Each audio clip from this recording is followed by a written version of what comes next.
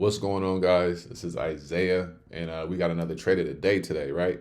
I got a really good educational one for you today, so be sure to tune in, like this video, subscribe to the YouTube channel. Every day, I'm sharing one of my trades that I had throughout the day that I feel is like the most educational, right? So today, we're talking about Tesla, all right?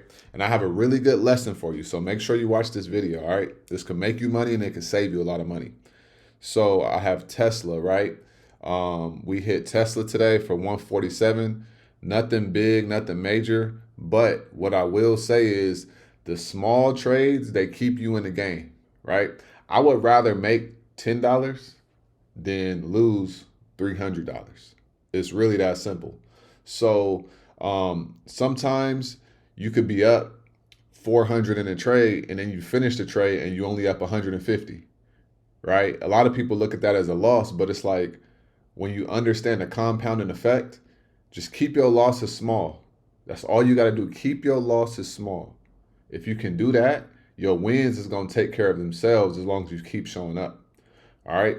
So we're going to go into the charts and I'm going to tell you, I'm going to give you a really good lesson. So be sure to get your notepad out and let's get it. All right. So boom, check this out. So we got Tesla right here on the charts, right? Now, today was kind of like an ugly day, a little choppy, but it's all good. Some days you're gonna have like big numbers and like everything gonna be going your way, and other days it's not. But with Tesla, I got in a put. So here's a lesson. All right, I'm gonna write this down. Write this real quick for you. Write this down. Gap filled. All right. I'm going to put it in big words. This is the lesson. All right. This is how Wall Street be faking motherfuckers out. So peep this. So on Friday, Tesla closed at $394, right? It closed at $394.64, right? So I'm going to make a line right here. It closed at 394. That's where Tesla closed at, right? All right, boom. Now, Tesla opened today. So this was on Friday. It closed right here at this line that I just drew out. Tesla today opened at 383. All right. 383. Boom, right?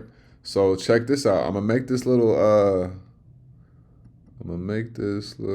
rectangle and I'm gonna show you this. All right. So this range, so from 394 to 383, this right here is a gap. Okay. So what Tesla did today was whenever a stock, this is a gap up or a gap down, right? The stock gap down. If the closing price was 394 and then and we open up on market and it's at 494 or 404, then that means that the stock gapped up, but the stock gapped down, right?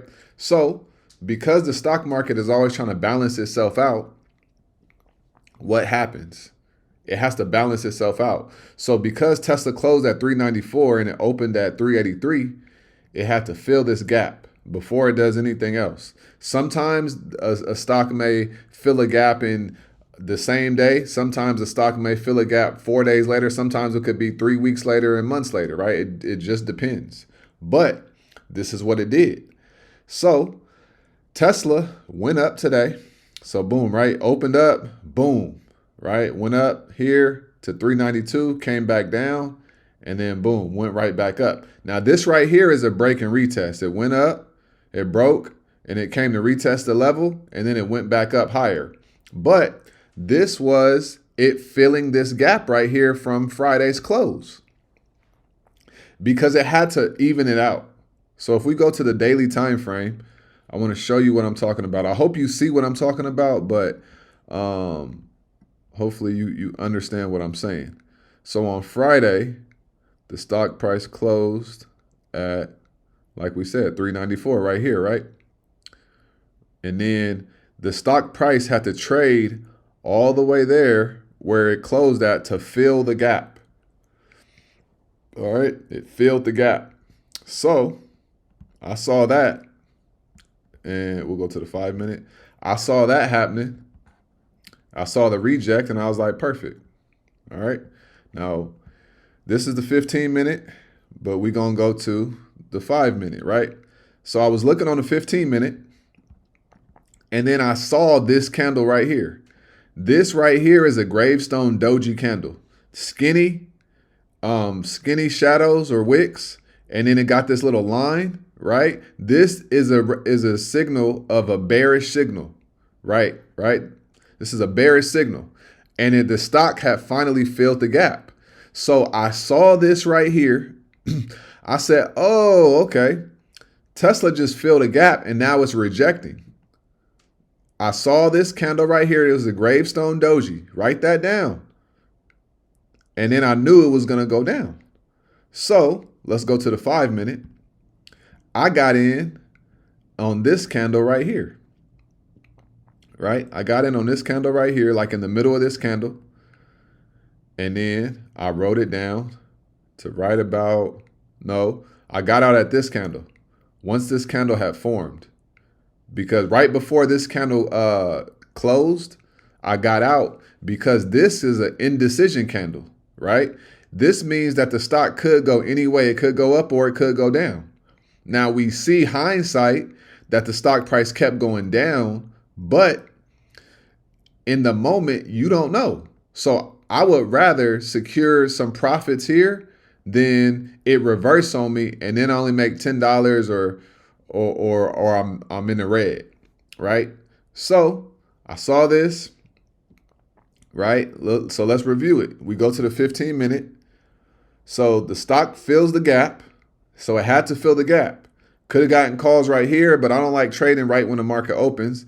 Could have gotten calls right here. This is one 15-minute candle. It went from 386 to 391. That's a nice little chunk of money right there. But then it got this gravestone doji, went up, boom, reversal. I don't want to say this is a reversal candle, but this is a bearish candle right here. Boom. I saw it rejected after it filled the gap. So that's confluence. Confluence is when you have multiple reasons for getting in a trade, right? And then boom, it goes to the downside. And as you can see right now how Tesla's trading, it came back down a little bit, and now it's on a trend upwards on the 15-minute time frame and on the 5-minute time frame, right? So that is the play, and that's how I made that happen. All right. So the biggest thing is Tesla filled a gap, and then it rejected off of a level, and it was already going up, right? So every stock can only go up or down so much in a day.